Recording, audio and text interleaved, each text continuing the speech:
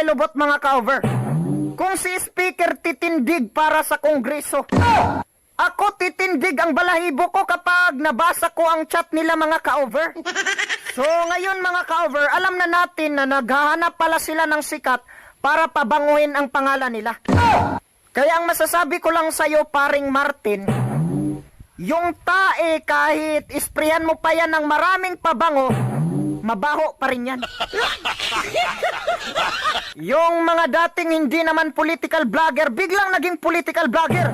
Anak sering naway lubot, siguro may pinag-usapan sila mga ka-over. Pero ang masasabi ko lang kay paring Martin, alam mo pare, kahit hindi mo i-vlog ang ginagawa mo, hindi mo bibidyohan, kapag galing sa puso mo ang ginagawa mo, malalaman ng tao yan. Hindi mo kailangan ng maraming kakampi pare para hangaan ka ng tao.